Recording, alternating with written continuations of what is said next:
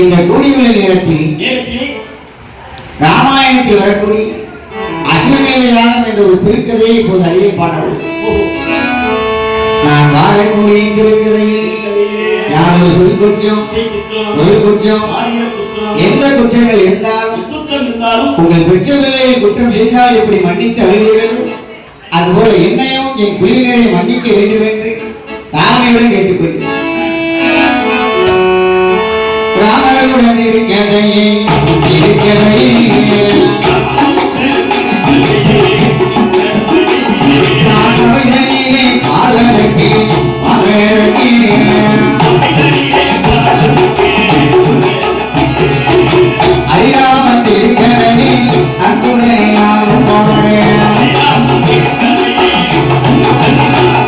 ஆதி மலையாள கோலத்தில்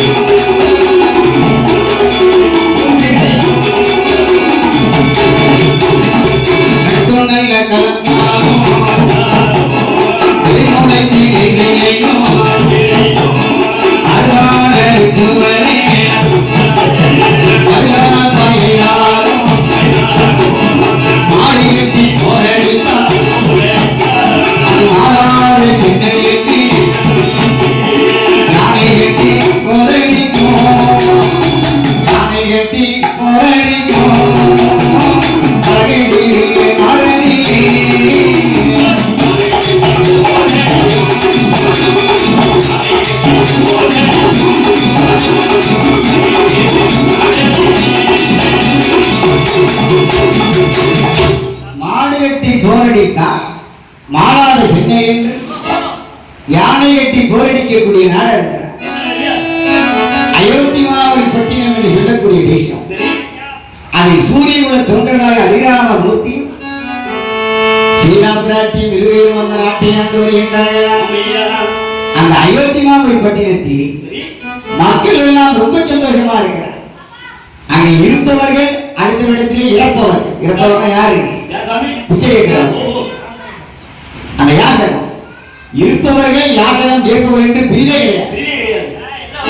எல்லா வீட்டிலையும் எல்லாமே இருந்தது.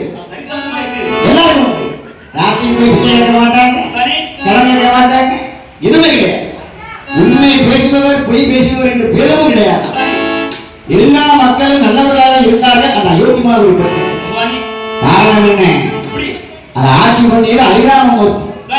ஒரு நாட்டிலே மன்னன் சரியாக இருந்தா மக்கள் சரியா இருப்பான். மன்னன் சரியில்லாட்டா மக்கள் சரியாக மாட்டான். மக்கள் சரி என்ன புரியும்? அந்த அதிராமமூர்த்தி அந்த நாட்டை சிறப்போடு ஆட்சி பண்ணியதா நாட்டு மக்களுக்குள்ளே உண்மை பேசுபவர் பொய் பேசுபவர்கள் பேதம் கிடையாது. இருப்பவர்கள் இறப்பவர்கள் என்ற பேதம் கிடையாது. எல்லா மக்களும் நல்லபடியா இருந்தார்கள். அந்த அதிராமமூர்த்தி நாட்டை எப்படி ஆண்டு வருகின்றாரா?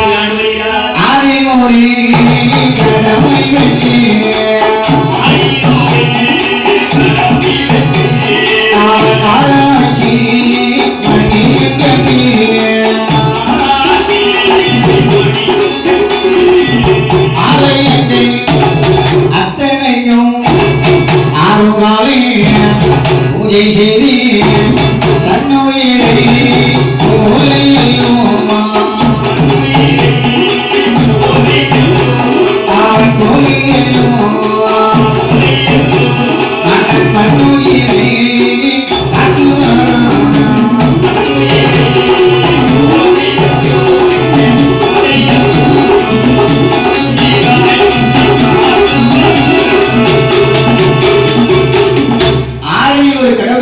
ஆராய்ச்சி வெளியிட்டு அந்த நாட்டில் இருக்கக்கூடிய எல்லா உயிரையும் தன் உயிர் போல அரவணைத்து வருகிறார் அதிராமமூர்த்தி. அப்படி மக்கள் எல்லாம் சந்தோஷமாக இருக்கின்றார்களா? அந்த அயோத்திமாவில் பட்டினமாறு அது எப்படி இருக்கின்றது? கொட்டையிலும்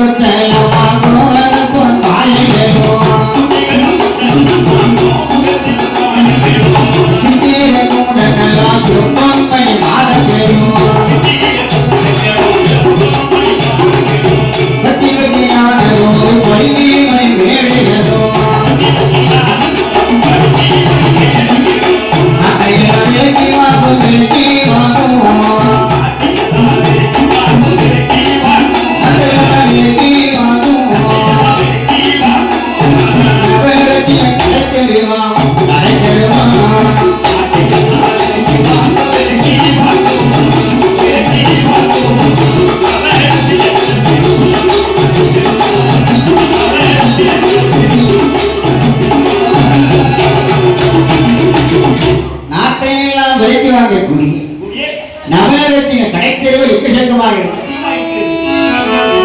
அது மட்டும் கிடையாது. அந்த நாட்டில் உள்ள கோவில் எப்படி இருக்கின்றதா? தங்கத்தாலே குடிமகன்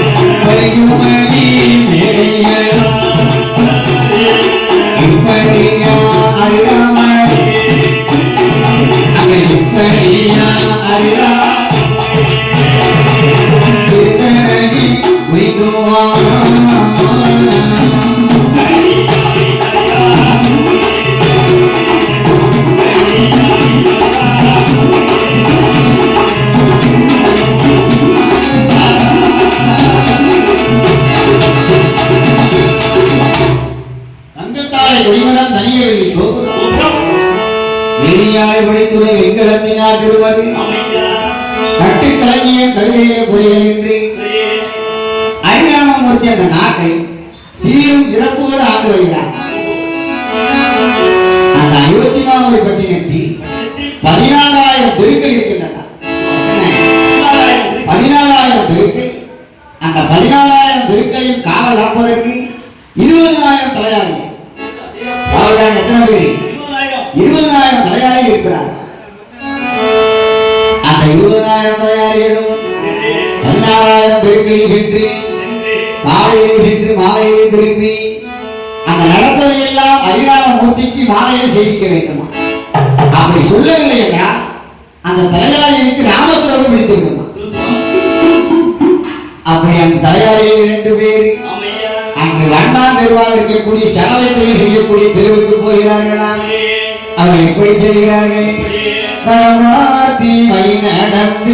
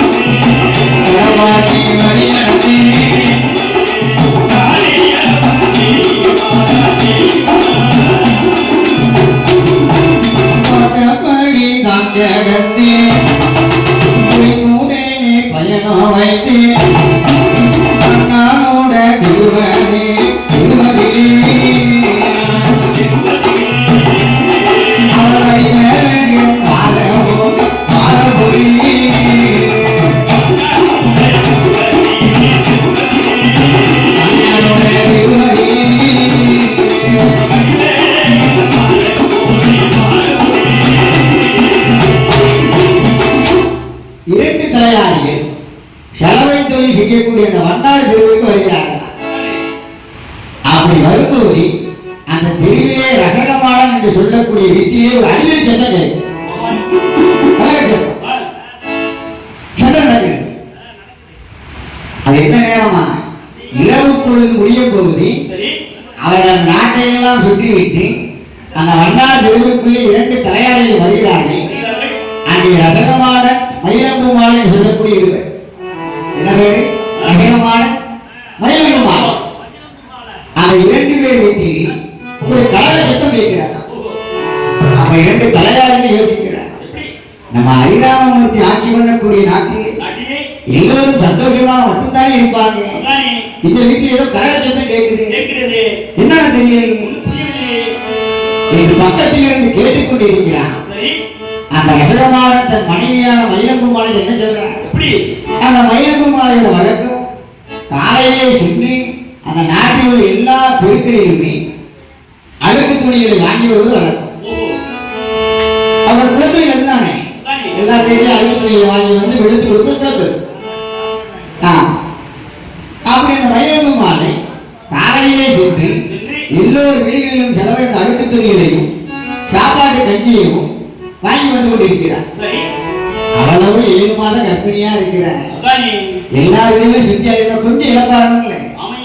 அந்த கர்ப்பிணியா இருக்கக்கூடிய பெண்ணால் தலை சுற்றி வந்ததினாலே ஒரு அருகில் இருக்கக்கூடிய வீட்டிலே கொஞ்சம் இழப்பாரு. இழப்பாறு விட்டு வீடு வருவதற்கு கொஞ்சம் தாமதமாயிட்டது. அந்த காலதாமதத்தை கொடுக்காமல் அந்த ரசகமான என்று சொல்லக்கூடியவன் தன் மனைவியான மயிலம்பூமாளையை பார்த்து கேட்கிறான், அடியே இங்க போனேன், இவ்வளவு நேரமா சிக்கடி போனேன், அழுக்கு துணி வாங்க போனியா அடுத்த வீட்டுக்கு போனியா? என்ன கேட்கிறான்? அழுக்கு துணி வாங்க போனியா அடுத்த வீட்டுக்கு போனியாடி? அந்த வார்த்தையை கேட்ட உடனே மயிலம்பூமாளை சொல்லுகிறான், பாரும் அப்பா எங்க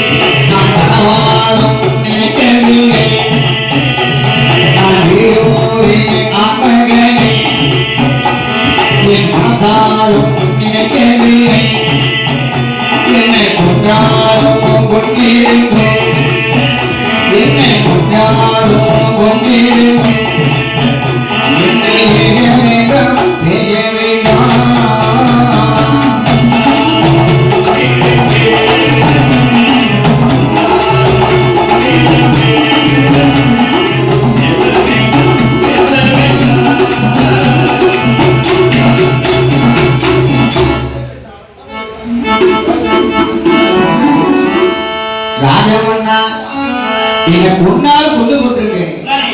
அடுத்த ஆன்மகனோட என்னை சேர்த்து வச்சு பேசாது. உங்களை தவிர வேறு ஆன்மகனை என் கனவே நினைச்சிருக்கிறேன். நான் உங்களை மட்டுமே நம்ம ஆன்மகனாக மனதில் எண்ணிக்கொண்டிருக்கிறேன். நான் வேறு ஒரு ஆன்மகனை என் கனவையும் நினைக்க மாட்டேன். என்ன சொல்றேன், நீங்க நீ அடிச்சு கொண்டு போட்டாலும் பரவாயில்லை, நான் வேற ஆன்மகனோட பேரை மட்டும் சொல்லாதீங்க. அவன் கேட்கிறானா அது வரைக்கும் அந்த அயோத்திவாரி பட்டினத்தில் உண்மையை மட்டுமே சொல்லிக் கொண்டிருந்தவன் அவன் என்ன சொல்றான், அந்த கொண்டாட்டிய அடுத்த வீட்டுக்கு போனதுக்கு அப்புறம் ஒரு பேச்சு நீ போய் சொல்லிக்கிட்டு இருக்கிற. நீ அழுக்கு துணி வாங்க போகவில்லை, அடுத்த வீட்டை தேடி போயிருக்கிறேன் என்று சொல்லி தன் மனைவியான மதிலப்பு மாலையை போட்டாடி சூட்டிலே அடிமொடுக்க முடியாமல் மதிலப்பு மாலை அழுது புறம்புகிறார். எப்போதுமே ஒரு நல்ல பெண்ணா கணவன் கொஞ்சம் கோபமாக இருந்தால் கொஞ்சம் விட்டு பிடிப்பார். ஏழை இப்படி பேசக்கூடாது. கணவன் கொஞ்சம் கோபமா இருக்காங்கன்னா கொஞ்சம் ஒதுங்கி நிற்கிறதா உத்தம். அதை எண்ணிக்கொண்டு அந்த மதிலப்பு மாலை என்ன செய்கிறாரா, கணவன் கோபப்பட்டு அடித்த உடனே இனிமேல் அழியில் இருந்தால் சண்டை உபரியாக முடியும் என்று அடுத்த வீட்டில் இருக்கக்கூடிய ஆண்டிவண்ணான் வீட்டுக்கு சென்று விட்டாலும் மயிலம்மாள். அப்ப ஆண்டிவண்ணான் வீட்டுக்கு போன உடனே இவன் என்ன நினைச்சிட்டான், அப்ப இது நாள் வரைக்கும் இவன் ஆண்டிவண்ணான் வீட்டுக்கு தான் போய் வரா, அழுக்கு துணி வாங்க போகல என்று அவன் சந்தேகப்பட்டு என்ன சொல்கிறான் தெரியுமா, இந்த ஒரு நாள் முதலாய் நான் முதலாய் அழைத்து வந்து வாழ மாட்டேன் வாழ மாட்டேன்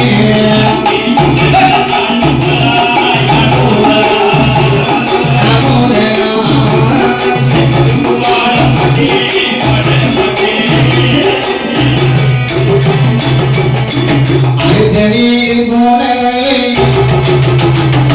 அழைத்து வந்து வாழ மாட்டேன் அந்த மிருகமான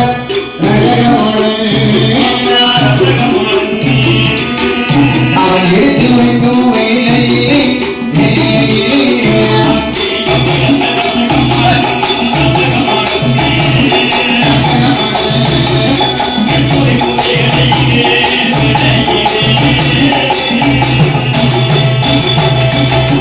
அவன் என்ன சொல்லுகிறான், ஆண்டிவன் நான் வீட்டுக்கு போனவள் இனிமேல் அழைத்து வந்து வாழ மாட்டேன் என்று சொல்லிவிட்டு இரவு பசிக்குமே கொண்டாட்டி அதிகாரத்துக்குள்ள வயிறு பசிக்குமே இரவு சாப்பாட்டுக்காக தன் அம்மா வீட்டுக்கு போறேன். இந்தமாக பெற்றமாக எனக்கு வயிறு பசிக்கின்றது, கொஞ்சம் அண்ணன் இருந்தா போடுமா. என்ன சொல்றா, என்னப்பா அழுக்கு துணி வாங்க போனவன் கொண்டாட்டிங்க வரலையா, நேரமாகிவிட்டது, பொழுது சாய்த்து கொண்டிருக்கிறது, போய் மருமகளை கூட்டு வா, நேரம். அதுக்காக என்ன சொல்றான், அது வரைக்கும் அயோத்திமாவளி பட்டினத்திலே போய் பேசாதவர்கள் முதன் முதலா இந்த ரசகமான போய் பேசுறான். தன் தாயார் என்ன சொல்றான், அம்மா இனிமே அவளை பத்தி என்கிட்ட பேசாத. அவ அழுக்கு துணி எடுக்க போனவ ரொம்ப நேரம் தாமதமா வந்தான். நான் ஏன் தாமதமா வரன்னு கேட்கத்தான் செஞ்சேன், என்ன போல வாழன்னு பேசிட்டான். அவன் அப்படி பேசினாளா என்னை கொண்டாலும் கொண்டிருக்க என்னை தப்பா பேசாதீங்கன்னு கெஞ்சினான். ஆனா என்ன சொல்றான், என்னை போல வாழன்னு பேசிட்டான். அதனால கோபத்துல நான் ஒரு அடி அடிச்சுட்டேன். அடிச்ச உடனே அவன் எங்க போனா, அடுத்த ஆண்டியவனா வீட்டுக்கு போயிட்டான். ஆண்டியவனா வீட்டுக்கு என்ன வேலை அவளுக்கு, அடுத்த வீட்டுக்கு போயிட்டான். அடுத்த வீட்டுக்கு போனவளே இனிமேல் அழைச்சு வந்து வாழவே மாட்டேன். அவனோட தாயார் என்ன சொல்றான், அப்பா நம்ம நாட்டோட அதிபதி ஹரிராமமூர்த்தி சீதா பிராட்டியை இலங்கையில கொண்டு போய் சிறை வச்சா ராவணனை அழித்து சிறை வீட்டு கொண்டு வந்து வாழறையா, அடுத்த நாட்டுக்கு சென்றவரை கொண்டு வந்து நம்ம நாட்டோட ராஜா வாழ்றானே, அடுத்த வீட்டுக்கு போனவனை கூட்டிட்டு வாழ மாட்டியா. அந்த வார்த்தை சொன்ன உடனே ரசவான என்ன சொல்றான், என்னமா நீ பேச்சு பேசுற, இந்த உலகத்தில் அந்த ராமனை போல பேரி போய் யாரும் இல்லை. அவன் என்ன சொல்றான், அந்த சீரான ஒரு பெண் மேல் இந்த மோகத்தின் காரணமாக இலங்கையில் உள்ள எல்லா அரக்க கூட்டத்தையும் அழித்து ஒரு பெண்ணுக்காக போதும்னா அவனை போய் நீ அங்க ஒப்பிட்டு பேசலாமா? அது மட்டும் கிடையாது. ராமன் கோலம் சூரிய கோலம்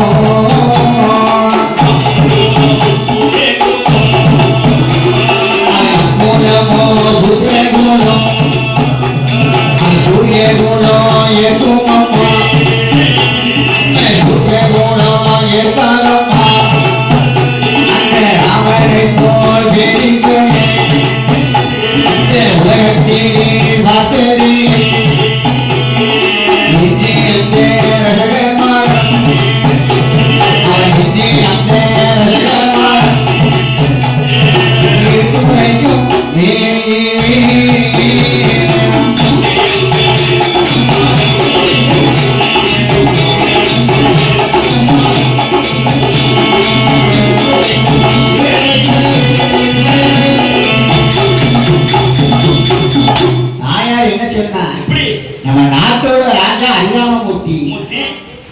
மனைவி சீதாவை அடுத்த நாட்டுக்கார கவர்ந்து போயிட்டான். அடுத்த நாட்டுக்கு போனவளை கூட்டி வந்து வாழ்றான். நீ அடுத்த வீட்டுக்கு போனவளை கூட்டி வாழ மாட்டேன். அதுதான் என்ன சொல்றான்? ராமரோட குலமோ சூரிய குலம், நம்ம குலம் சூத்திர குலம். சூரிய குலத்துக்கு எது செஞ்சாலும் ஏற்றுக்கிடுவாங்க. நம்ம சூத்திர குலத்துல ஏற்க மாட்டான். அது வந்து கிடையாது. அவனை போல ஒரு பேடிப்பே நாட்டிலே கிடையாது.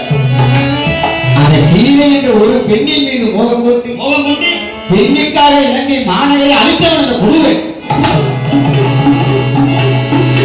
அவனை பற்றி என்ன பேசாது.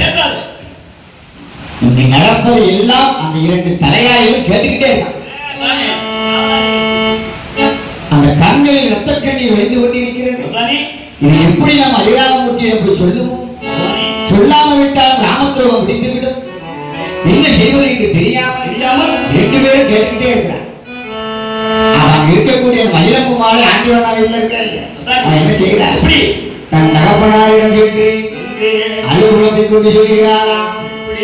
மாறும் அப்பா எந்த அப்பா எந்த அப்பா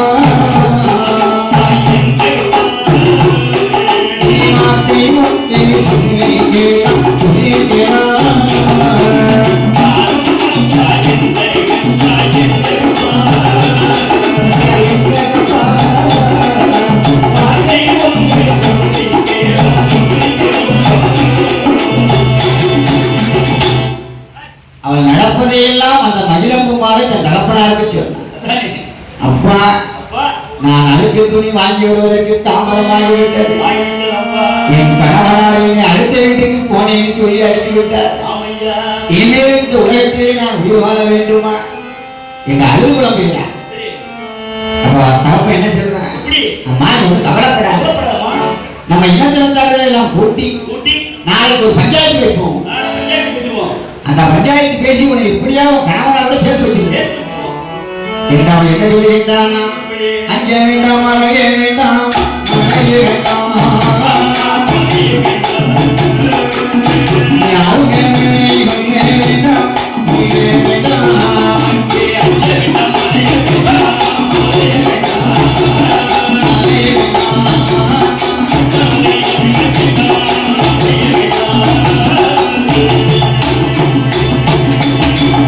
ஒன்னும் கவலைப்படாது. நாளை இரவு பஞ்சாயத்து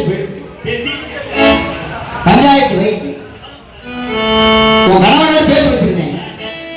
நீ ஒன்னும் கவலைப்படாது என்று ஆட்டி தேய்ச்சி ஆதரவு வார்த்தையை சொன்னான்.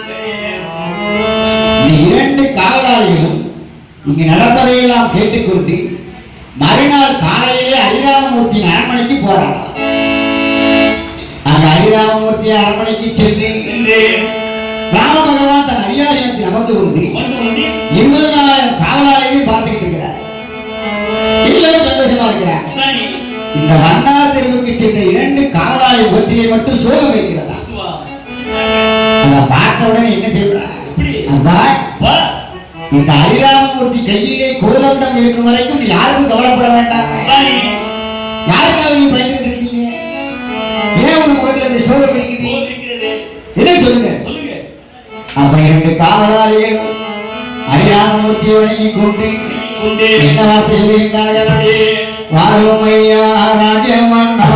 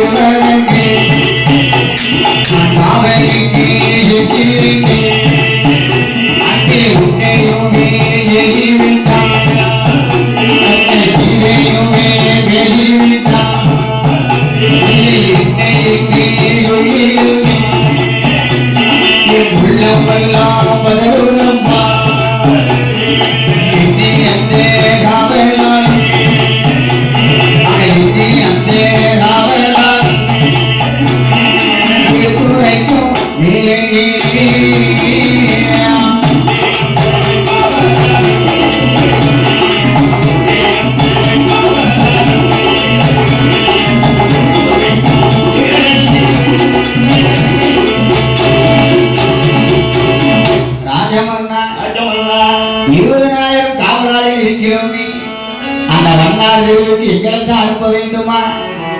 அங்க பேசாத பேச்செல்லாம் கேட்டோம், பார்க்காத காட்சியெல்லாம் பார்த்தோம், அங்க நடந்ததை தங்களிடம் சொல்லவில்லை என்றால் எங்களுக்கு கிராமத்துரோகம் பிடித்து நாங்கள் என்னவாம் செய்தோமோ அந்த வார்த்தையெல்லாம் நீங்கள் சிறிய கேட்பதை அள்ளுமதி கொண்டு சொல்றேன்.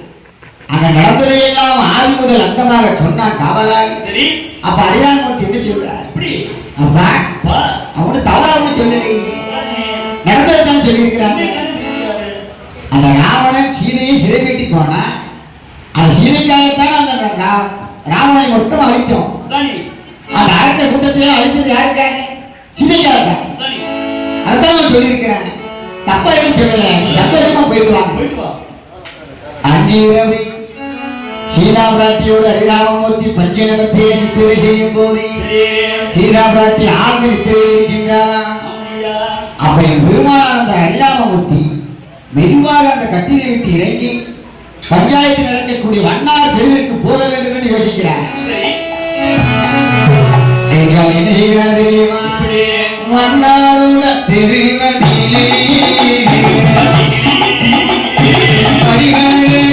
தானும் வந்து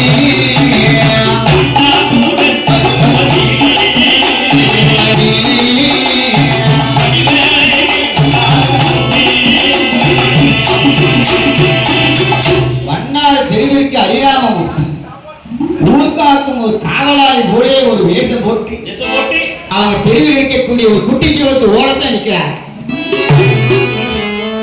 யாருக்கும் தெரியாம அந்த சுவர் ஓரத்திலே ஒளிந்து நின்று அரிராமமூர்த்தி பார்க்கிறார். அங்கே அந்த பஞ்சாயத்து கூடி நடந்துகிட்டு இருக்கு. பஞ்சாயத்தில் இருக்கக்கூடிய பெரியவாள்கள் எல்லாம் அந்த ரசகமாடை அழைத்து சொல்கிறாங்க, அதே ரசகமாடா உன் மனைவி மகிழம்புமாலையோ 6 மாத கர்ப்பவதியா இருக்கிறார். நம்ம நாட்டில 16,000 வெறுக்கை இருக்கு. அத்தனை வெறுக்கையும் அழுக்கு துணி வாங்கியும் சாப்பாடு வாங்கி வருவதற்கு கொஞ்சம் தாமதமாகத்தான் செய்யும். அதை அறியாமல் உன் மனைவியை அடித்தது உன் பேர்ல ஒரு குத்தம். நீ அடிச்சேன்னா உன் மனைவி அவன் அப்பா வீட்டுக்கு போயிருக்கலாம், அடுத்த ஆண்டிவண்ணா வீட்டுக்கு போனது அவ பேர்ல ஒரு குத்தம். அதான் என்ன சொல்றாங்க, அவ செஞ்ச குற்றத்துக்கு வேணா 2000 கொண்டு அவரால் போட்டுரும், உன் மனைவியை சேர்த்து வச்சு வாழுங்க. என்ன சொல்றான்? என்னப்பா நீங்க தான் தெரியவங்களா? 2000 கொண்டு நான் அவரால் தான் கொடுக்கிறேன், அடுத்த வீட்டுக்கு போனவன் நான் கூட்டி வந்து வாழ மாட்டேன். அந்த பெரியவாளும் அதையே தான் சொல்றேன். அரிராமமூர்த்தி வேற நாட்டுக்கு சென்றவரை கூட்டி வந்து வாழ்றான். நம்ம நாட்டோட ராஜா ராவணன் சிறை வீட்டு போனவளை அந்த சீதாபிராட்டியை கூட்டி வந்து வாழலையா? நீ அடுத்த வீட்டுக்கு போனவளை ஏப்பா கூட்டி வாழ மாட்டேங்க. அங்கேயும் அந்த ரசகமான சொல்லுகிறானா, ராமனுடைய குலம் சூரிய குலம், அவங்க செய்வதெல்லாம் நியாயமாகி போகும். நம்பனமோ சூத்திர குலம், சின்ன தப்புனாலும் பெருசாக்கிடுவாங்க. இனிமே நான் அவனை கூட்டி வந்து வாழ மாட்டேன். அவன் சொன்ன உடனே அவன் என்ன சொல்றான், நான் அடிச்சே நான் குத்தம் தானே, நான் ஒத்துக்கிறேன். நான் அடிச்சா அவன் அப்பா வீட்டுக்கு போயிருக்கலாம், அவன் அண்ணன் வீட்டுக்கு போயிருக்கலாம், அவன் தங்க வீட்டுக்கு போயிருக்கலாம். ஆனா அடுத்த ஆண்டிவனா வீட்டுக்கு எதுக்கு போனான்? பிடிக்காம பாண்டேன். எத்தனை வீடு இருக்கு, சொந்த சொந்த வீட்டுக்கு போயிருக்கலாம். என் பரம எதிரி ஆண்டு சொன்ன அவன் வீட்டுக்கு போனான். இதை கேட்டுக்கொண்டிருந்த மயிலம்பு மாலை நினைக்கிறேன், இனிமே நம்ம பேசாம இருந்தோம்னா அவன் சொல்றதெல்லாம் உண்மையா போகும், உண்மையா போய்விடும் என்று எண்ணிக்கொண்டு மயிலம்பு மாலை அந்த பெரியவாளை பார்த்து சொல்லுகிறான், வாரும் ஐயா பெரியவேரி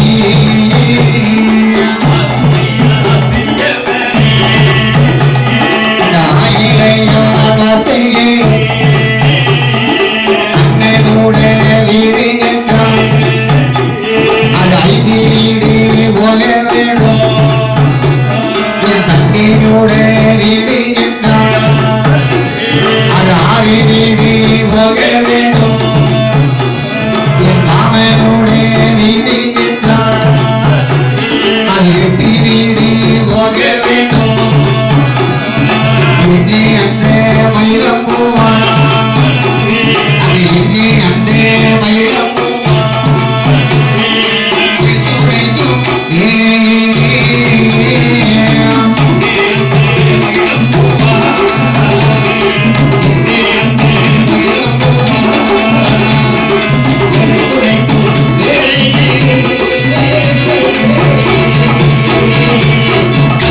பெரியவர்களே, என் தகப்பன் வீட்டுக்கு போகணும்னா 4 வீடு தாண்டி போகணும். என் மாமன் வீட்டுக்கு போகணும்னா 5 வீடு தாண்டி போகணும். அண்ணன் வீட்டுக்கு போகணும்னா 6 வீடு தாண்டி போகணும். அந்த வீடு தாண்டி போறதுக்குள்ள என் கணவன் இருந்த கோபத்துல என்ன கொன்னாலும் கொன்றுவார். அதனாலதான் பயந்து நான் அடுத்த வீடு ஆண்டியோன்னா வீட்டுக்கு போனேன். ஆனா ரசகமாடன் ஒரே பேச்சாக இனிமேல் அவளை கூட்டி வந்து வாழ மாட்டேன்னு சொல்லிட்டான். அப்ப பெரியவர்கள் என்ன யோசிக்கிறாங்க, இனிமே ஒரு சமாதானப்படுத்த முடியாது. அவன் புரிதனாச்சு, பொஞ்சாதியாச்சு, மாமனாச்சு, மருமகனாச்சு, நம்ம வேலையை பார்ப்போம். இது பஞ்சாயத்து பண்ண எல்லா பெரியவர்களும் அவரை வீட்டு தேடி போயிட்டாங்க. இது எல்லாம் காவலாளி வேடத்தில் இருக்கக்கூடிய ஹரிராமமூர்த்தி பார்த்துக்கிட்டே இருக்கிறார். அவர் என்ன யோசிக்கின்றாரா, நாம் சூரிய குலமோ எவ்வளவு பெரிய குலம், இந்த ஒரு சீதை பெண்ணால் நம் குலத்திற்கே இருக்கு வந்து விட்டது. இனிமே இந்த சீதாமராட்டி நம் நாட்டில் இருக்கக்கூடாது, அவளை காட்டிற்கே அனுப்ப வேண்டும் என்று ஹரிராமமூர்த்தியானவர் அந்த இரவு தன் பஞ்சநமத்திலே படுத்திருக்கிறாரா. படுத்துக் கொண்டிருக்கிறார், ஆனால் அவருக்கு தூக்கம் கொள்ளவில்லை. அந்த ரசகமாடன் சொன்ன வார்த்தைகள் எல்லாம் அவர் காதிலே கேட்டுக்கொண்டே இருக்கிறார், ஒலித்துக் கொண்டே இருக்கிறது. சீதை பிராட்டியால் சூரியகுலத்திற்கு இருக்கு, இந்த நாட்டுக்கு அவர் ஒரு அவமானம் என்று அவன் சொன்னதெல்லாம் ஹரிராமமூர்த்திக்கு கேட்டுக்கிட்டே. அவர் என்ன பண்ணி கொண்டிருக்கிறார், பஞ்சன மெத்தையே மெத்தையே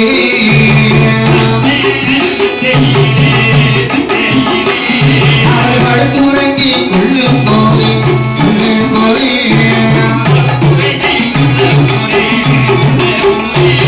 அது தூக்கமதி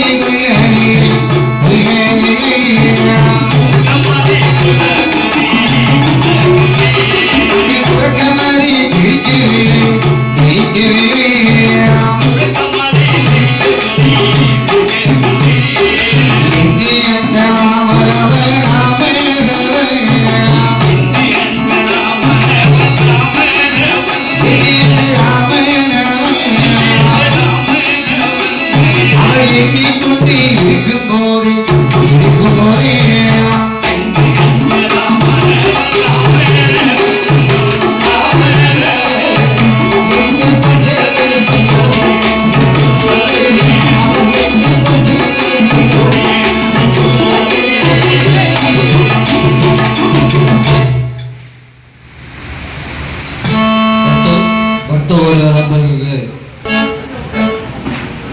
ஹரிராமமூர்த்தி அவர் பஞ்சனையிலே படுத்திருந்தாலும் அவர் உறக்க பிடிக்கவில்லை. சீதையால் நம் சூரிய குலத்திற்கு இழுக்காகிவிட்டது. சீதையை இனிமேல் நம் நாட்டிற்குள்ளே வைக்கக்கூடாது, அவளை நாட்டிற்கு அனுப்ப வேண்டும் என்று தன் மனதிலே எண்ணிக்கொண்டு மறுநாள் பொழுது விடிந்தது. ஹரிராமமூர்த்தி தன் படைபலம் எதுவுமே இல்லாமல் தனியாக தன் அரியாசனத்தை அமர்ந்து வாயுவேகம் மனவேகம் என்று சொல்லக்கூடிய 2 தூதுவர்களை அழைத்தார். தூதுவர்களே, என்று தமிழர்களான பரதன், சத்ருகன், லட்சுமணன் 3 பேரை உடனே அழைச்சு கொண்டு வாங்க. அவர் சொன்ன மாத்திரத்திலே 3 தமையன்மார்கள் அங்க வந்தார்கள். நானே நன்னும் நானே நன்னும் நானே நன்னும் நானோ தந்தை தந்தை நன்னி நன்னி நன்னி நன்னும்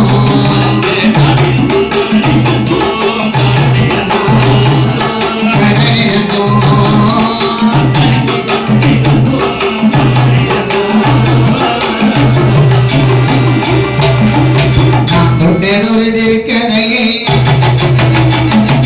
சிறப்புடனே பார்வதற்கு வாக்கடையில் பள்ளி கொள்ளும்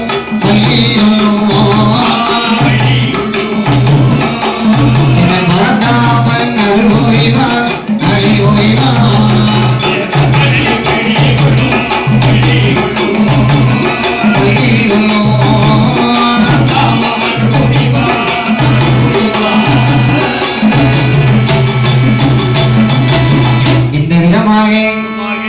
ஐராமமூர்த்தி பரதனை பார்த்து சொல்கிறார். ரசகமாடன் சீதாவை இழுக்காக பேசிவிட்டான். அவளால் நம் சூரிய குலத்திற்கே இழுக்காகி விட்டது. அவளை காட்டுக்குள்ளே சென்று விட வேண்டும் என்று பரதனிடம் சொல்கிறார். அந்த வார்த்தையை கேட்டவுடனே திடுக்கிட்டு போனான் பரதன். அவன் என்ன பண்ணுகின்றானா, அவன் அந்த வார்த்தைக்காரி கேட்டு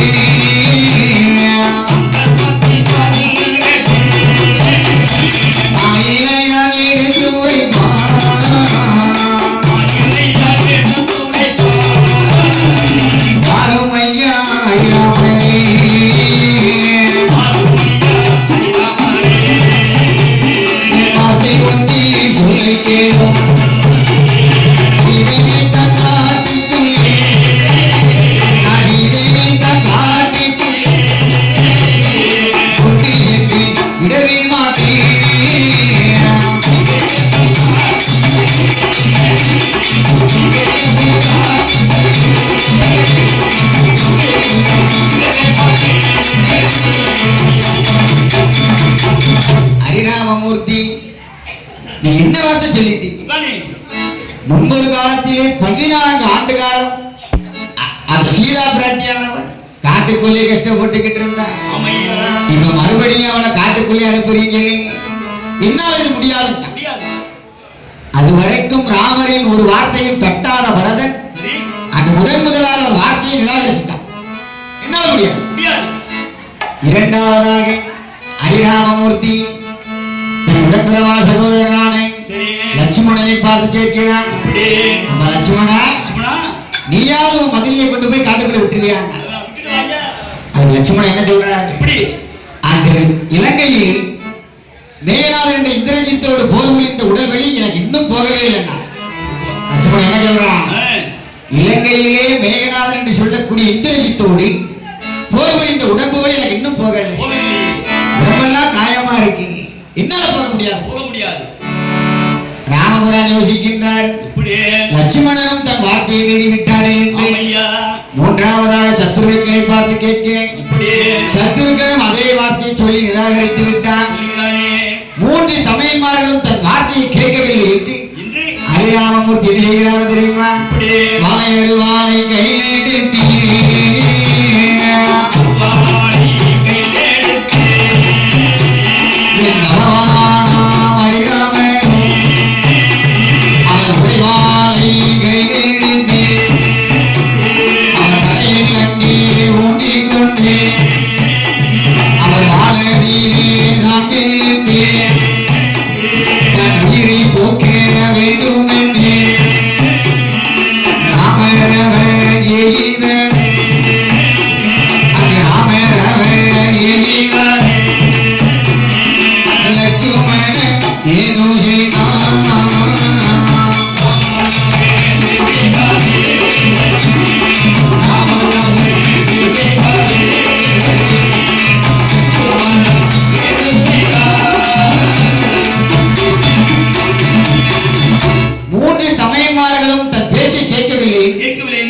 ஹரிராமமூர்த்தி தன் உரைவாளை கையெடுத்து அதை தலையிலே ஊன்றி வாயிலை பாய்ந்து தன் உயிரை விடப் போகிறார். அவ லட்சுமணன் வந்து தடுத்தார். அண்ணா, நீங்கள் சொல்லக்கூடிய பாவத்தை நானே நிறைவேற்றுகிறேன். நீங்கள் உங்கள் உயிரை விட வேண்டாம். சீதையை கொண்டு போய் காட்டுக்குள்ள விட, அவ்வளவுதான். அந்த பாவம் எல்லாம் என்னையே சேரட்டும். நான் சென்று மதினியை காட்டுக்குள்ள விட்டுவார். அவர் சொன்ன உடனே ராம மீண்டும் என்ன சொல்கிறாரு? அந்த வார்த்தை காதில் கேட்டு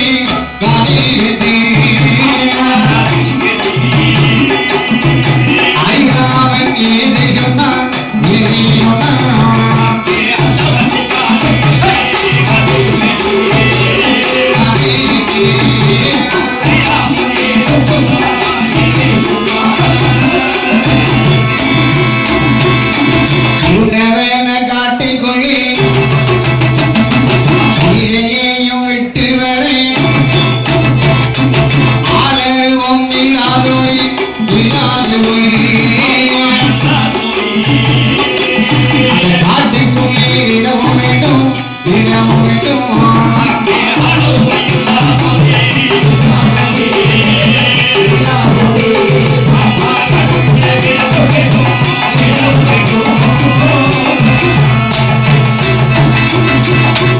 லட்சுமணன், நான் சீதையை கொண்டு போய் காட்டுக்குள்ள விடுறேன்னு சொன்னான். ராமர் என்ன சொல்றாரு? சாதாரண காட்டுக்குள்ள விடக்கூடாது. ஆளரவம் எவரும் இல்லாத இடத்தில் காட்டு விலங்குகள் நிறைந்திருக்கக்கூடிய கொடிய இருண்டவன காட்டுக்குள்ள போய் விடணும். சரி என்று சம்மதித்து மறுநாள் பொழுது விடிந்தது. சீதா பிராட்டியாவை கண்ணீரை கண்டால் லட்சுமண பெருமான் மதினியாரை வணங்கிக் கொண்டு ராமர் என்ன சொல்லி அனுப்புகிறாரு? திடீரென்று சீதையை நீ காட்டுக்கு கூப்பிட்டா ஏன் அவன் திடீர்னு கூப்பிடுறீங்கன்னு சொல்லுவான், யோசிப்பான். அதனால என்ன பண்ணு, ஒரு முறை சீதா என்னிடம் வனம் பார்க்க வேண்டும் என்று ஒரு வரம் வாங்கி இருந்தான். இப்ப நான் அந்த வரத்தை கொடுத்தேன்னு சொல்லி கூட்டு போட்டான். அதே மாதிரி லட்சுமண பெருமான் வந்தார். சீதா பிராட்டியாவை வணங்கினார். மதினியாரை ஐராமமூர்த்தி உங்களை வனம் பார்க்க வேண்டும் என்று வரம் கொடுத்து விட்டார். உடனே கிளம்புங்கள், வனம் பார்க்க போக வேண்டும் என்றார். அந்த விவரம் ஏதும் அறியாத சீதா பிராட்டி சந்தோஷத்தோடு சரி என்று சம்மதித்து நீ ரதத்தை தயார் பண்ணும், நான் உடனே கிளம்புகிறேன், வனம் பார்க்க செல்லலாம் என்றார். லட்சுமண பெருமாளும் வெள்ளை அசுவம் போட்டு ரதத்தினை எடுத்தார். அசுவம்னா என்ன? குதிரை. அசுவம் என்றால் குதிரை என்பது பொருள். அதே போல ஒரு கேள்வி, மயூரம் என்ற சொல்லுக்கு தமிழில் என்ன அர்த்தம்னு சொல்றவங்களுக்கு நன்கொடை கொடுக்கப்படும். அசுவம்னா குதிரைன்னு எல்லாருக்கும் தெரியும். இப்போ ஒரு கேள்வி கேட்கிறேன், மயூரம் என்ற சொல்லுக்கு என்ன பொருள் என்று தெரிஞ்சவங்க ஒரு பேப்பர் எழுதி கொடுத்தா அவங்க தக்க சன்மானம் வழங்கப்படும். மயூரம் என்ற சொல்லுக்கு என்ன அர்த்தம் தெரிஞ்சவங்க. லட்சுமண பெருமான் வெள்ளை அசுவம் போட்டு ரதத்தினை தயார் பண்ணுகிறாரா? என்ன விதமாக ரதத்தினை அலங்கரித்தார்? முத்தை வகந்தெடுத்து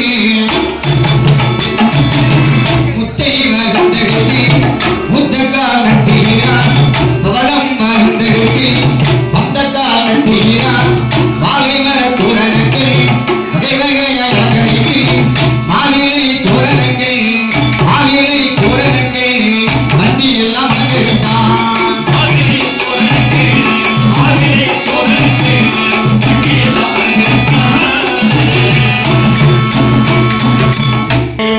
கால் நட்டி பவளத்தை வகுந்தெடுத்து அந்த காலெல்லாம் நட்டி வாழை மர தோரணத்தால் வண்டி எல்லாம் அலங்கரித்தான். அப்படி வண்டியெல்லாம் அலங்கரித்து லட்சுமண பெருமான் அந்த ரதத்தினை எடுத்து ரெடியாக இருக்கிறார். சீதையம்மாள் தன்னை எல்லாம் அலங்கரித்து விட்டு அந்த ரதத்திற்கு ஏற வருகிறார். ரதமானது வனம் பார்க்க போக வேண்டும் என்று ரெடியாக இருக்கு. சரி, ராமர் என்ன சொல்லியிருக்கிறார்? சீதையை இருண்டவன காட்டுக்குள்ளே ஆளரவம் இல்லாத காட்டுவன விலங்குகள் இருக்கக்கூடிய காட்டில் விடணும். ஆனால் சீதைக்கு எதுவுமே தெரியாது. தன்னை வனம் சுற்றி பார்க்க ராமன் அனுப்புகிறார் என்று விவரம் ஏதும் அறியாமல் சந்தோஷமாக கிளம்பி அந்த ரதத்தின் மேலே முதல் கால் வைக்கிறார். ரதத்தினுடைய அச்சாணி முடிந்து விட்டார். முதல் அவசரம் அம்மைக்கு ஏற்படுகிறது. அந்த அவசரத்தை பார்த்த உடனே லட்சுமண பெருமாளை பார்த்து கேட்க, எப்படி லட்சுமணா, என்னப்பா முதல் எடுத்தது அவசரமா இருக்கிறது? நம்ம காட்டுக்கு போக வேண்டாம், நாட்டிலே இருப்போம், வேறொரு நாள் நம்ம காட்டுக்கு செல்லலாம் சொல்றார். சரி. லட்சுமணன் சொல்லவும் முடியாமல் மெல்லவும் முடியாமல் தன் மனதைக்குள்ளே அழுதிக் கொண்டு சீதாவை பார்த்து சொல்லுகிறார். அம்மை சீதா பிராட்டியார், நான் எப்போதுமே ரதத்தை எடுக்கும் போது அந்த கணபதிக்கு ஒரு பூஜை செய்வேன். இன்று நான் கணபதிக்கு பூஜை செய்ய மறந்துட்டேன். அதனாலதான் இந்த அபிஷேகம் இருக்கு, வேற ஒண்ணு கிடையாது. அம்மையான ரதத்தில் ஏறினான். ரதமானது சத்தம் போட்டுக்கொண்டு அது காட்டுக்குள்ளே வருகின்றதா? எப்படி வருகின்றது? மங்கள சத்தம் போட்டு சத்தம் போட்டு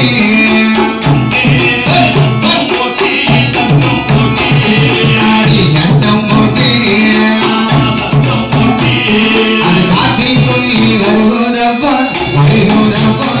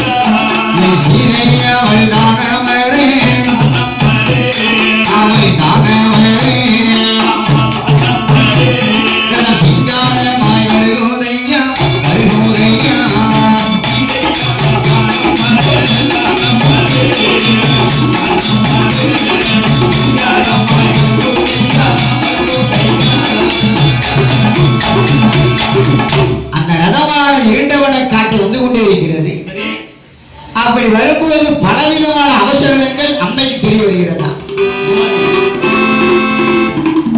என்ன விதமான அவசரங்கள் வருகின்றது? உதிர மலை புலியோதையா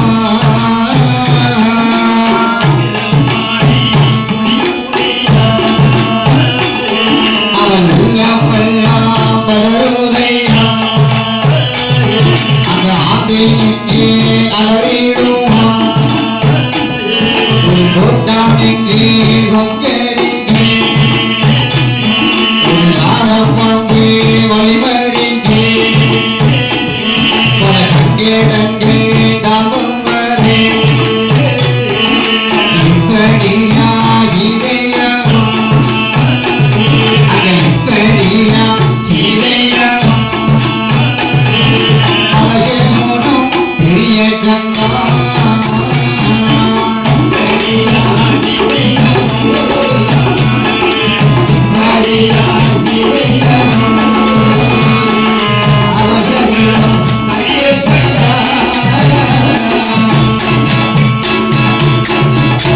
அப்படி சீதையம்மை ஏற்றிக்கொண்டு ரதமானது காட்டுக்குள்ள வருகிறது. ஒவ்வொரு அவசரமாக அம்பைக்கு தெரிகிறதா? உதிரமலை பொழிகிறது, ஆந்தை நின்று அலறுகின்றது, ஓட்டாம் என்று கொக்கரிக்கின்றது. அந்த அவசரத்தை எல்லாம் பார்த்த சீதையம்மா, லட்சுமணா ரதத்தை நிறுத்தும், காட்டுக்குள்ளே ரதமானது போக வேண்டாம், ரதத்தை நாட்டுக்கு திருப்பும். அவன் என்ன சொல்றான்? இந்த கோட்டான் கட்டக்கூடிய இதே அவசரம் தான் ராவணன் தன்னை சிறை விட்டு போகும்போது இதே அவசரம் தான் அங்கே தோணுச்சு. என்ன சொல்றான்? பல ஆண்டுகளுக்கு முன்னாடி ராவணன் என்னை இலங்கைக்கு சிறை வைத்து கொண்டு போனான். அவன் கொண்டு போவதற்கு முன்னாடி இதே கோட்டான் தான் அங்கே கொக்கரிச்சது. அதே அவசரம் இங்கேயும் நடக்கும். எனக்கு ஏதோ நேரும் போல தெரிகின்றது. இனிமே ரதமானது காட்டுக்குள்ள போக வேண்டாம் என்ற அம்மையார் அவர் சொல்லுகிறார். லட்சுமணன் தான் அரிராமமூர்த்தி வாக்கு கொடுத்துட்டாரு, சீதையை காட்டுக்குள்ள விடணும். அது விவரமேலும் தெரியாத சீதைக்கு லட்சுமண பெருமான எல்லா ஆற்றை கேட்டு ஆறுதல் வார்த்தைகளை சொல்லி ரதத்தினை மீண்டும் காட்டுக்குள்ள கொண்டு வருகிறானா. ஒரு 4 விதமான அவசரங்கள் இருக்கு, நல்லா கவனிக்கணும். போய் நல்லா கவனிக்கணும். நம்ம ஒரு நல்ல காரியத்துக்கு வெளியே கிளம்பும் போது 4 விதமான அவசரம் இருக்கு. ஒண்ணு பார்க்கலாம் கேட்க கூடாது, 2 கேட்கலாம் பார்க்க கூடாது, 3 பார்க்கவும் கூடாது கேட்கவும் கூடாது, நான்கு பார்க்கவும் செய்யலாம் கேட்கவும் செய்யலாம். இப்ப ஒன்னொன்னா சொல்றேன், நல்லா கவனிக்கணும். முதலில் பார்க்கலாம், கேட்க கூடாது. சரி. இது நரி. நம்ம ஒரு நல்ல காரியத்துக்கு போகும்போது நரி எதிரே வந்தா பார்க்கலாம், அது நமக்கு நல்ல சொல்றோம். நரியோட சத்தத்தை கேட்கக்கூடாது, அவசரம். நரியோட ஊழச்சத்தை சில பேர் நல்ல சொல்லுவான், தவறு தவறு. நரியை நம்ம நல்ல காரியத்துக்கு போகும்போது நரியை பார்த்தா நல்ல சொல்லணும், நரி ஊழையை கேட்டா அவசரம். இது முதல்ல பார்க்கலாம், கேட்கக்கூடாது. இரண்டாவது கழுதை. அந்த கழுதையை சில பேர் வீட்டுல வச்சிருப்பாங்க, என்னை பார் யோகம் வரும், அதெல்லாம் தப்பு. கழுதையை பார்த்தா அவசரம், கழுதையோட சப்தத்தை கேட்டாதான் நல்ல சொல்லணும். நரியை பார்த்தா நல்ல சொல்லணும், கழுதையோட சத்தத்தை கேட்டா நல்ல சொல்லணும். மூன்றாவது பார்க்கவும் கூடாது, கேட்கவும் கூடாது. இது கழுகு.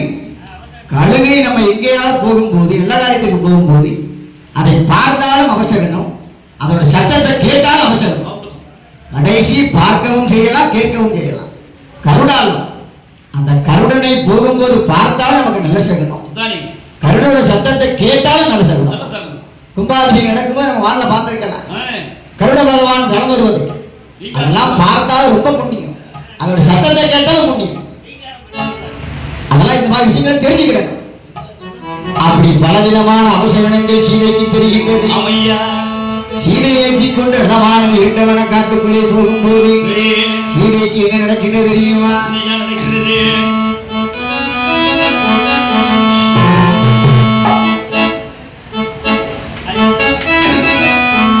சீதையை ஏற்றிக் கொண்டு ரதமானது காட்டுக்குள்ளே போகும்போது சீதைக்கு என்ன தெரிகின்றது?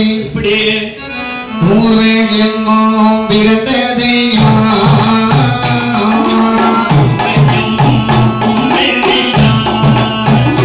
பின்னால் நடப்பதையாம் தெரியுதையா, கனவாகே தானும் வந்து அவள் கண்ணீர் கொண்டே நடப்பதையா, சீதை அவள் பயந்து கொண்டே அவள் உள்ளம் எல்லாம் பதறுதையா, இப்படியா சீதையா, அங்க இப்படியா சீதையா, பயந்து கொண்டு நானும் போகிறேன்.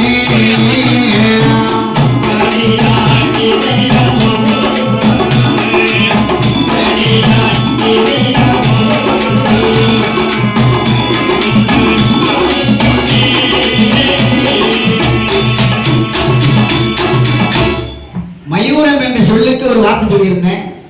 மயூரம் என்ற சொல்லுக்கு அர்த்தம் மயில். நல்லா புரிஞ்சுக்கிறது. மயூரம்னா என்ன அர்த்தம்?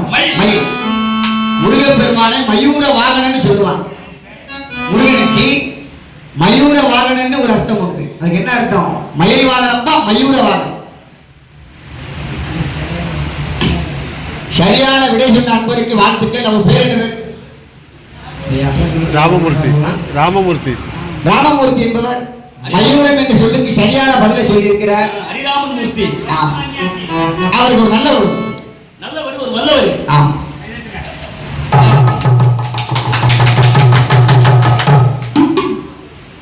மயூரம் என்று சொல்லுக்கு மறக்க கூடாது, மயிலுக்கு பேர்.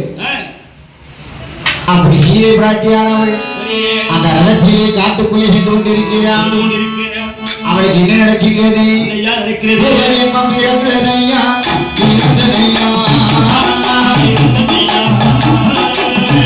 நடப்பதெல்லாம் தெரியுதையா, தெரியுதையா,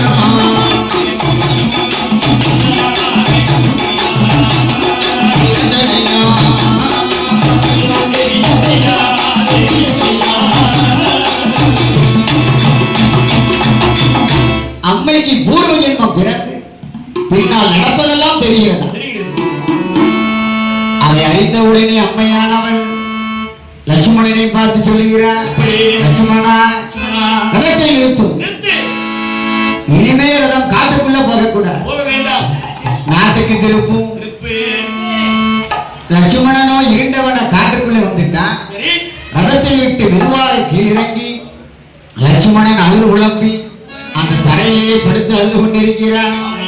அதை பார்த்த உடனே உள்ளம் பயந்து கொண்டு சீதையானவள் கீழே இறங்கிக் கொண்டு லட்சுமணனை பார்த்து கேட்கிறேன், எப்படி அப்ப லட்சுமணா அண்ணா, ஏன் இந்த இருண்டவன காட்டுக்குள்ள இந்த கூட்டி வந்து இப்படி அழுதுகிட்டு இருக்கிற? தானே நீ அழுவதை பார்த்தால் என் உள்ளமெல்லாம் பதறுகிறது, என்னன்னு சொல்லு. சொல்லு. லட்சுமணன் நடந்ததை எல்லாம் ஆதி முதல் அந்தம் வரை சொல்லுகின்றான். ஆமையா ஐராமமூர்த்தி அந்த ரசகமாடன் சொல்லி கேட்டுக்கொண்டு கேட்டுக்கொண்டு உங்களை காட்டுக்குள்ள விட சொல்லிவிட்டான். ஆமா என்னை மன்னித்துக் கொள்ளுங்கள் என்று என்று சீதை அவர் பாதத்திலே விழுந்து அழுது புலம்புகின்றானாம். அதை கேட்டவுடனே சீதையானவர் திடுக்கிட்டு விட்டார். ரசகமாடன் பேச்சை கேட்டு இந்த காட்டுக்குள்ள அனுப்பி விட்டாரா உங்க அண்ணன். சந்தோஷமாக நான் அந்த காட்டுக்குள்ள இருக்கிறேன், உங்க அண்ணன் போய் சொல்லி சொல்லு. நான் உங்களை பிரிந்து கஷ்டப்பட்டு கொண்டிருக்கேன் மட்டும் சொல்லாத சொல்லாதே என்று என்ன செய்ய வேண்டும் தெரியுமா? என்று தங்க அச்சாணி எழுதச் சொல்லி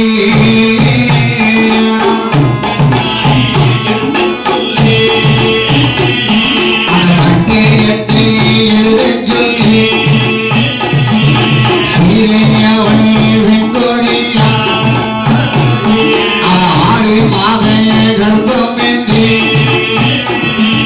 காட்டிக்குள்ளே விட்டு நின்று உன் அண்ணனான ராமனையும் அந்த பட்டயத்தை எழுதச் சொல்லி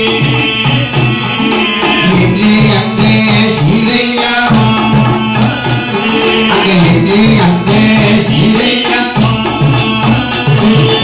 எடுத்துரைக்கும்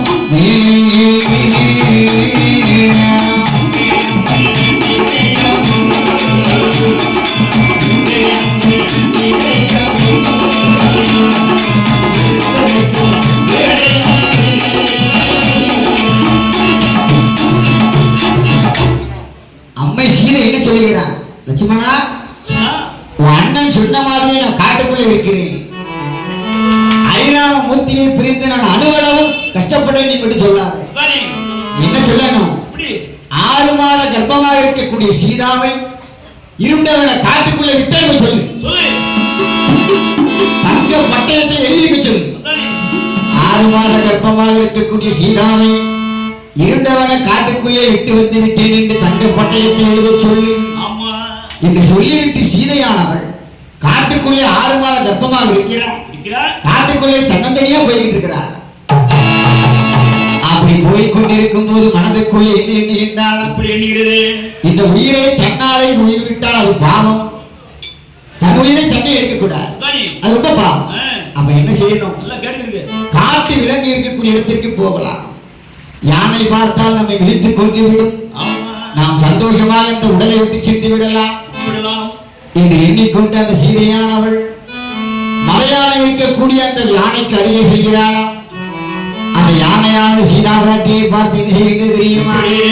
இவள் நாம் பகவானுடைய செல்வியாட்சி, ஆமா இவளை நாம் தொடக்கூடாது என்று என்று அந்த மலையான யானை ஒரு பெரிய மரத்தின் குப்பை முறித்து அம்மையான சீதாவுக்கு சென்றாம வைத்துவிடதா.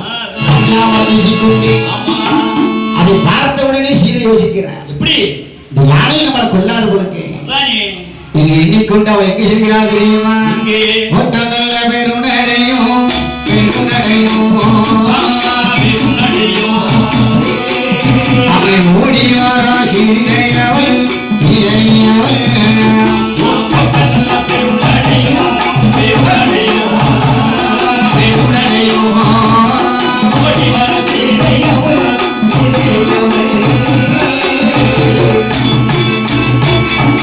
பாம்பு புற்றை தன்னை தேடி பாவையவள் ஓடி வராள். அந்த புற்றைக்குள்ளே கையை விட்டு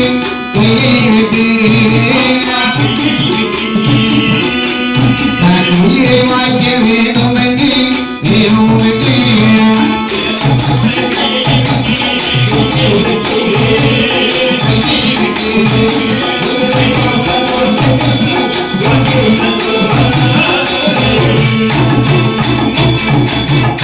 அங்கிருந்து அம்மையானவள் ஒரு பாம்பு புற்றை தேடி வருகிறாள். சரி பாம்பு புற்றுக்குள்ளே வந்து வந்து அந்த பாம்பு புற்றுக்குள்ள கையை விடுகிறார். உள்ளே இருக்கக்கூடிய கருணாகம் தன்னை தீண்டி நாம் இறந்து விடலாம் என்று. என்று ஆனா உள்ளே இருக்கக்கூடிய கருணாகம் தீண்டியதா இல்லை. அம்மை என்று அறிந்தவுடனே அதுவும் மெதுவாக வெளியே வந்து பலவிதமான வேலைகளை செய்து கொடுக்கின்றதா. ஆமையா. அப்ப சீதையம்மையானவள் காட்டுக்குள்ளே அழுது கொண்டிருக்கும் போது போது அங்கே வால்மீகி முனிவர் வருகிறார். வால்மீகி முனிவர் வந்து ராமபிரானின் மனைவி இங்கு சீதா இருப்பதை பார்த்தவுடனே அதுவரைக்கும் வால்மீகி ராமபிரானை கண்ணிலே கண்டது கிடையாது.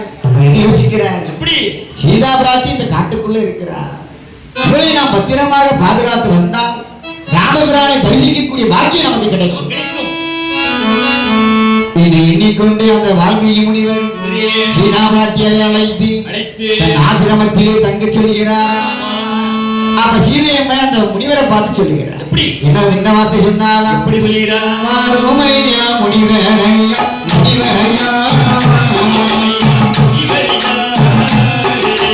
வார்த்தை ஒன்றே சொல்லுகிறேன்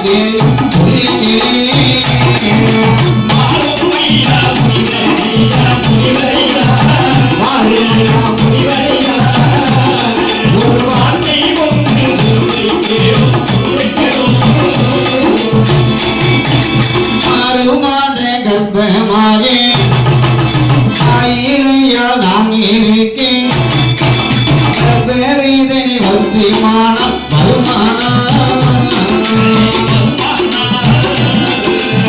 பெண்களும் யாரும் யாரும்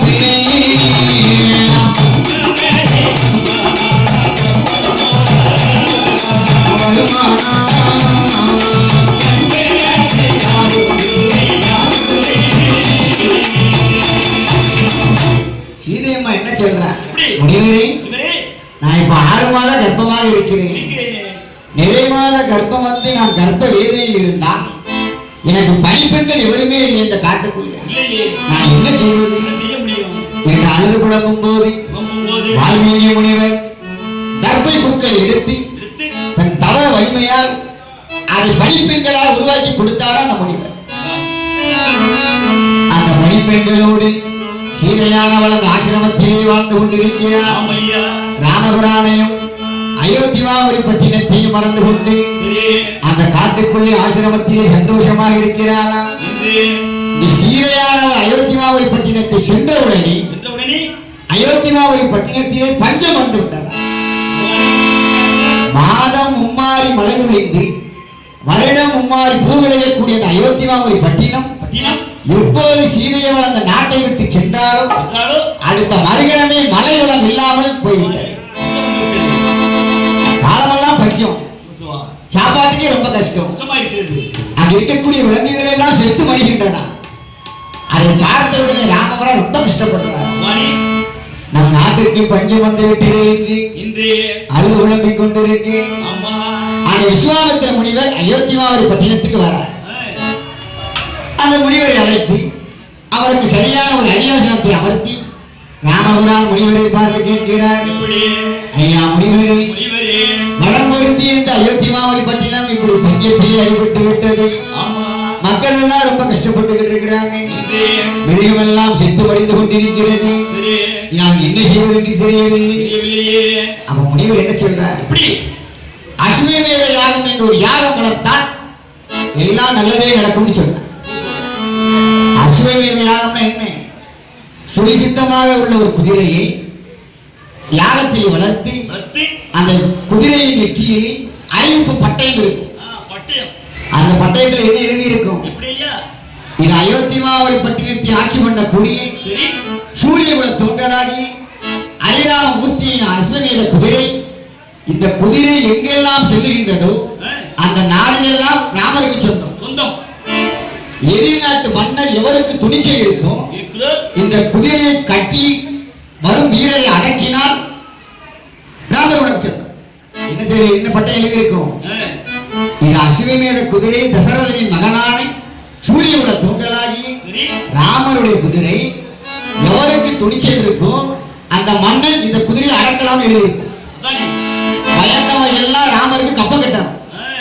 துணிச்சல் இருக்கிறவன் அந்த குதிரையை அடக்கி அந்த குதிரையோடு ஒரு போர் வீரன் வருவான், அவனை போரிட்டு வெல்லலாம் எழுதியிருக்கும்.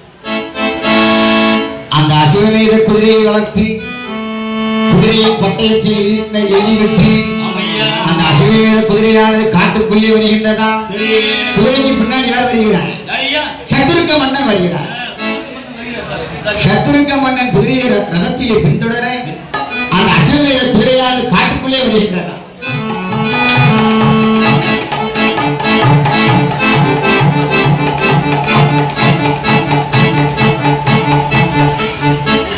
குதிரை மலைக்கு அணைஞ்சு வச்சுடா. டமுக்கு டமுக்கு டமுக்கு மயத்தி பண்ணுங்கப்பா.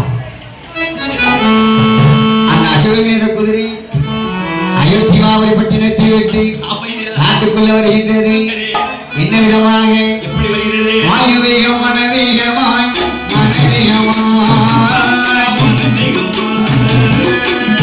அழிவாய் வருவதையா வருவதையா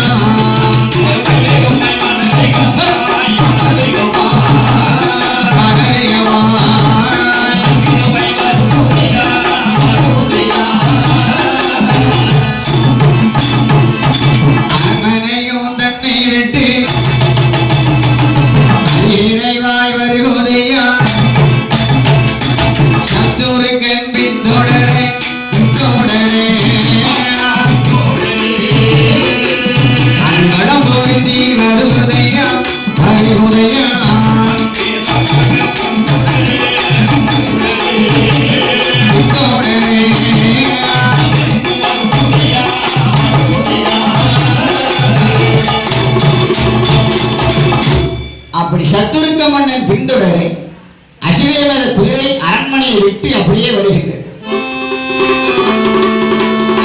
நீங்க அரண்மனையை விட்டு வர காட்டுக்குள்ளே ஆசிரமத்தில் இருக்கக்கூடிய சீதா பிராட்டியாளுக்கு ஒவ்வொரு மாதமாக கருவானது வளர்ந்து வருகின்றது. எப்படி? 5வது மாதத்தில்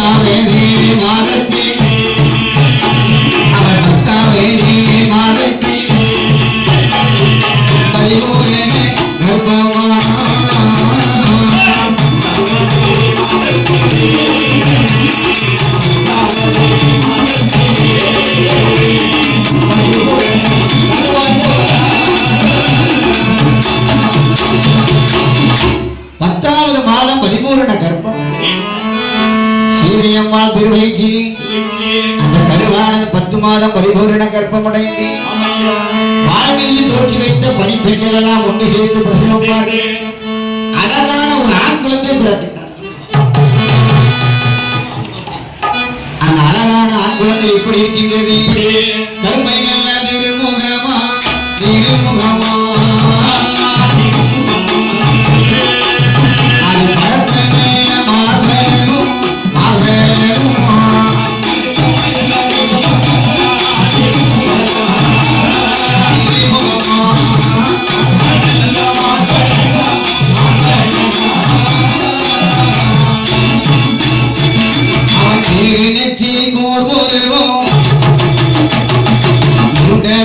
சிவந்த முகம்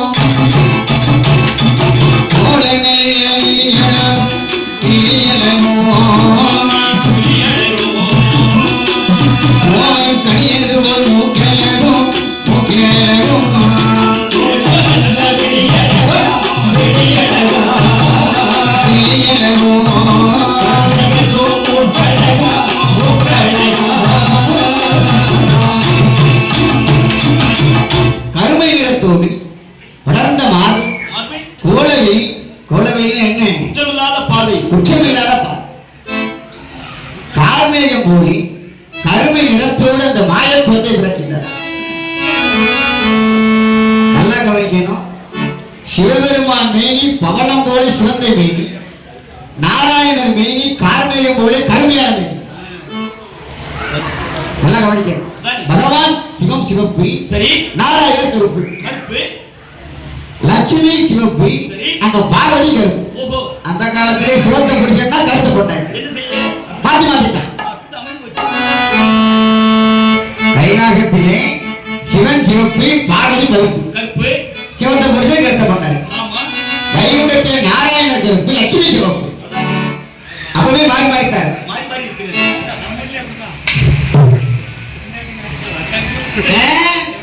பொங்கல் கற்பா.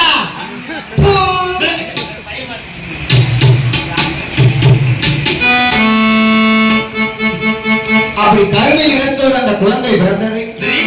குழந்தை பிறந்தவுடனே ரெண்டோடைய அந்த வால்மீகி முனிவர் அந்த குழந்தையை எடுத்து எடுத்து 16வது நாளிலே பேர் நாமத்தை சூட்டுகின்றாரா. என்ன பேர் நாமம் சூட்டினார்? எப்படி? குஷல் என்ற பேர் நாமத்தை சூட்டினார். பேர் நாமத்தை சூட்டி அந்த குழந்தையான வளர்ந்து வருகின்றது. அந்த குழந்தைக்கு 2-3 மாதங்கள் கடந்து விட்டது. சீதையானவள் தொட்டிலே அந்த குழந்தையை படுக்க வைத்து விட்டு அவள் ஆற்றுக்கு நீர் எடுக்க வேண்டும் என்று சென்று விடுகிறார். சரி. அப்ப வால்மீகி முனிவர் ஆசிரமத்திற்கு வெளியே தவநிலையில் இருக்கிறார். தவத்தில் இருக்கிறார். கண்களை மூடி நித்திரை செய்து தவநிலை. 5 புலன்களை அடக்குவதுதான் தவம். கள்ள புலனைந்தும் காலா மணிவிலக்கை என்பார் திருமூலர். கண் இருந்தும் எதிரிருப்பதை பார்க்கக்கூடாது, கூடாது. காது இருந்தும் அறிவிருப்பதை கேட்கக்கூடாது, மனதிருந்தும் எதையும் நினைக்க கூடாது. அப்படி 5 புலன்களை அடக்கினதான் தவம். தவம். வால்மீகி முனிவர் தவம் இருக்கிறாரு. சரி. சீதை முனிவர்கிட்ட சொல்லிட்டு போறாங்க, முனிவரே இவரே நான் ஆத்துக்கு தண்ணி கிடைக்க போறேன், குழந்தை தொட்டிலே படுத்திருக்குது, அதை பார்த்து வச்சிருக்கோம் என்று சொல்லிட்டு சீதையானவள் ஆற்றுக்கு போகிறாள். அப்படி நடந்து போகும்போது அங்கே மரத்திலே குரங்குகள் தன் குட்டியை வைத்துக் கொண்டு அங்கெங்கும் ஓடிக்கிட்டே இருக்கிறான். தாவி கொண்டிருக்கிறது. அவள் என்ன யோசிக்கிறான்? 5 அறிவு உள்ள அந்த குரங்கு கூட தான் குழந்தையை விட்டியில விட்டு விடலை, எங்க போனாலும் கையில தூக்கி கொண்டு போகுது. நம்ம சிறு பாலனை அங்க போட்டு விட்டோமே என்று திரும்பி வந்து அந்த பூனை எடுத்து தன் மடியிலே வைத்து விட்டு ஆத்துக்கு போயிட்டான். சீதை வந்துட்டு போனது எதுவும் வால்மீகிக்கு தெரியாது. தெரியவில்லை. அவன் என்ன சொல்லிட்டு போயிருக்கிறான், நான் ஆத்துக்கு போறேன், ஆமா. குழந்தை தொட்டில படுத்திருக்கு, படுத்திருக்கு. பத்திரமா பாத்துக்கோங்க. ஆனா திரும்பி வந்து குழந்தை எடுத்துட்டு போனதை வால்மீகி பார்க்கவில்லை. பார்க்கவில்லை. அவன் கண்ணை மூடி தவத்தில் இருக்காங்க. தவத்தில் இருக்கிறார். தவம் முடிந்து கண்ணை திறந்து பார்க்கிறான், தொட்டில் இருக்கக்கூடிய குழந்தை தான். என்னடா ஆச்சு? தானே. சீதை தொட்டில குழந்தையை போட்டு போனா பார்த்துக்கோ சொல்லிட்டு போயிருக்கிறானே, தானே. குழந்தையை காணமே. காணவில்லையே. வந்து கேட்டு நம்ம என்ன சொல்லுவது? என்ன பதில் சொல்ல முடியும்? அவன் சீதை கோபக்காரியாச்சு, நம்மளை சாபம் கொடுத்து கொண்டே போட்டுருவான். ஆமா. என்ன செய்வது என்று தெரியாமல் தெரியாமல். அந்த வால்மீகி முனிவர் சரி. அவர் என்ன செய்கிறாரோ தெரியுமா? இப்படி தர்ப்ப பூக்களையும் தான்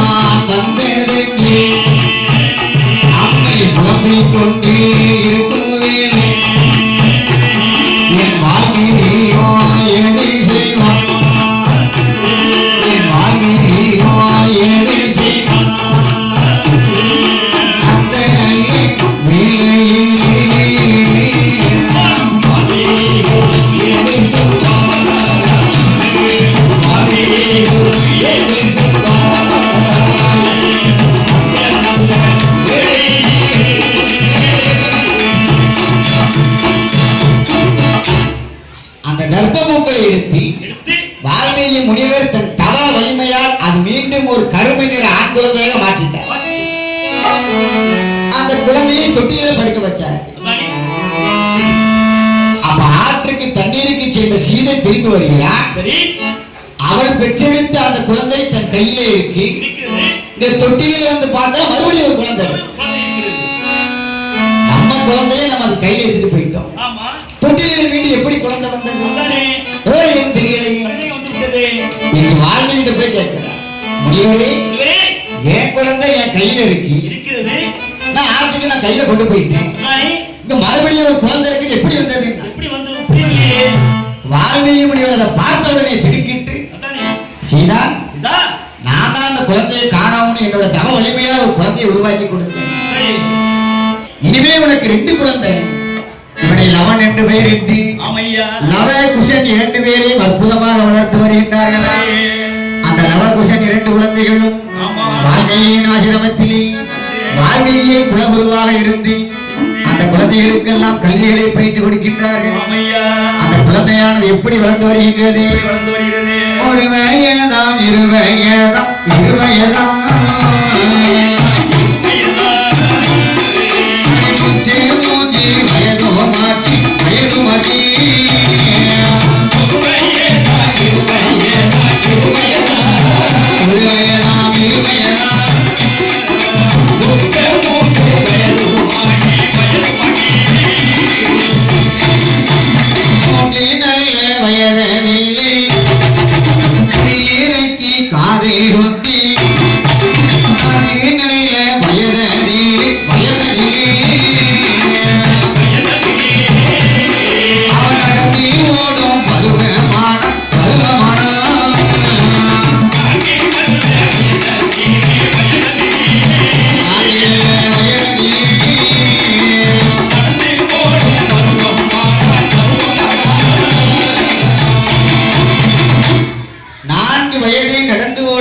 பருவம் அந்த 2 குழந்தைகளும். ஒரு குறிப்பை நல்லா கவனிக்க. குழந்தை என்ற ஒரு சொல்லுக்கு தமிழிலே 6 பதங்கள் உண்டு. நல்லா கவனிக்கணும். குழந்தை என்ற ஒரு சொல்லுக்கு தமிழ் மொழியில் 6 பதங்கள். பாலன், பிள்ளை, மகன், மைந்தன், குமாரன், புத்திரன், மொத்தம் 6 சொல்லி இருக்கிறேன். இந்த 6க்குமே பொதுவா குழந்தைன்னு சொல்லலாம். ஆனா அந்த 6க்குமே வெவ்வேறு அர்த்தங்கள் உண்டு. குறிப்பிட்டு சொல்ல வேண்டும். நல்லா கவனிக்கணும். எப்படி? முதலில் பாலன் என்றால் யார்? யார் சாமி? அந்த குழந்தைக்கு அறிவு வளர்ந்திருக்கும், அதானே உடம்பு வளர்ந்திருக்கும், ஆனா அறிவு வளர்ந்திருக்கா. உடம்பு நல்லா பெரிய வயலா இருப்பான், ஆனா ஒண்ணுமே தெரியாது. உன் பேர் என்னன்னு கேட்டா கூட சொல்ல தெரியாது. அப்படி உடம்பு வளர்ந்து அறிவு வளராமல் இருக்கக்கூடிய குழந்தைக்கு பாலன் என்று பெயர். இரண்டாவது என்ன சொன்னேன்? பிள்ளை. இவன் மகனுக்கு 25 வயது வந்திருக்கும். அந்த பையனுக்கு 25 வயது கடந்திருக்கும். கல்யாணம் முடிச்சிருப்பான், வேலை வெட்டிக்கு போக மாட்டான். தகப்பனார் 75 வயசை கடந்து உழைச்சு கொண்டு வந்து போடுவார். புருஷனும் பொண்டாட்டியும் தகப்பனார் உழைப்புல உட்கார்ந்து சாப்பிடுவாங்க. அந்த கிழட்டு போய் வேலைக்கு போயிட்டானே, ஒரு 5000 கேட்டா கொடுக்க மாட்டேன். 25 வயதை கடந்தும் புருஷனும் பொண்டாட்டியும் தகப்பனார் 75 வயதில் இருப்பார். அவர் உழைப்புல உட்கார்ந்து சாப்பிடக்கூடிய குழந்தை பிள்ளை. பிள்ளையை பத்தா தொல்லைன்னு ஏன் சொல்லி இருக்கிறாங்க? தகப்பனார் உழைப்புல உட்கார்ந்து சாப்பிடக்கூடிய பிள்ளைதான் குழந்தைதான் பிள்ளை. மூன்றாவது யாரு? மகன். மகன் தான் பிறந்த குடும்பத்துக்கு எவன ஒருவன் கட்டி காப்பாற்றுகிறான். தாய் தந்தையர் தான் பிறந்த குடும்பத்தை எவன ஒருத்தன் கட்டி காப்பாற்றுகிறானோ அவன் தான் மகன். மகன். மைந்தன் யாரு? தான் பிறந்த குடும்பம், தன்னுடைய மாமியார் வீடு, உற்றார் உறவினர் வீடு, சொந்த பந்தங்கள், அப்படி எல்லாரையுமே கட்டி காப்பாற்றுகிறவர் மைந்தன். மைந்தன். குமாரன் யாரு? தந்தைக்கே புத்தி சொல்லக்கூடிய அறிவில் சிறந்த குழந்தை குமார். குமாரன். அதனாலதான் முருகப்பெருமான குமாரன் சொல்லுவோம். அவன் சிவத்துக்கே புத்தி சொன்னவன் அந்த முருகன். தந்தைக்கு புத்தி சொல்லக்கூடிய குழந்தை குமார். கடைசியில புத்திரன் யாரு? தான் தன்னை பெற்றெடுத்த தாய் தந்தையருக்கு எவன் ஒருவன் பெருமைகளை தேடி கொடுத்து கடைசியில் அவர்களுக்கு சொர்க்கத்தை காட்டுகிறானோ அவன் தான் புத்திரன். புத்திர வாக்கியம் சொல்வார்கள். புத்திர வாக்கியம் தான் பெரிய வாக்கியம் சொல்லுவாங்க. வெறும் குழந்தையை பெற்று போட்டால் புத்திர வாக்கியம் கிடையாது. பெற்றெடுத்த தாய் தகப்பனுக்கு பெருமையை தேடி கொடுத்து அவனை கடைசி காலத்தில் சொர்க்கத்தில் கொண்டு போய் விட, அப்படிப்பட்ட குழந்தை தான் புத்திர. புத்திர வாக்கியம் தெரிஞ்சுக்கிறாங்க. இந்த 6 பதங்களும் கந்தபுராணத்தை சொல்லி. அப்படி அந்த 2 குழந்தைகளும் 4 வயதில் நடந்து ஓடக்கூடிய பருவம். வால்மீகி ஆசிரமத்திலே இருந்து நவகுஷன் 2 பேரும் வாழ்ந்து வருகின்றார்களாம். வால்மீகி முனிவரே குலகுருவாக இருந்து எல்லா விதமான கலைகளையும் கற்றுக் கொடுக்கின்றாரு. என்ன விதமாக? 4 வேதம், 6 சாஸ்திரம், 64 கலைஞானம், 96 தத்துவம், ஆயக்கலைகள் 64 பள்ளத்தை தேடி வெள்ளம் வருவதைப் போல இந்த குழந்தைகளை தேடி வருகின்றனர். அவர்கள் என்ன விதமாக கற்கிறார்கள்? அரிச்சுவரை கொண்டே வேண்டும் கொண்டே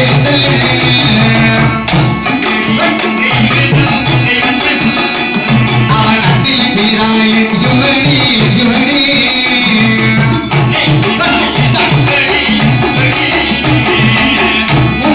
முறைப்படுத்தி மூதுரையும் கற்றுவான். ஆதிநில முறைப்படுத்தி ஆகமத்தை கற்றுணர்ந்தான். 12 வயது வரை வயது வரை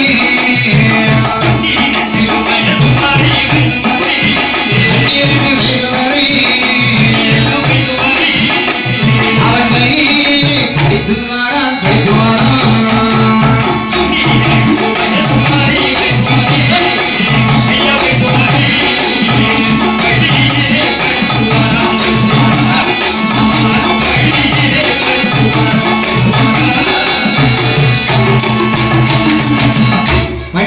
வயது வரைக்கும் வால்மீகி முனிவருக்கு கீழே எல்லா விதமான கலைகளை பற்றி வருகின்றார்களா? மேலும் அவர் என்ன விதமான கலைகளை கற்றுக் கொடுத்தார்? யானை ஏற்றம், குதிரை ஏற்றம்,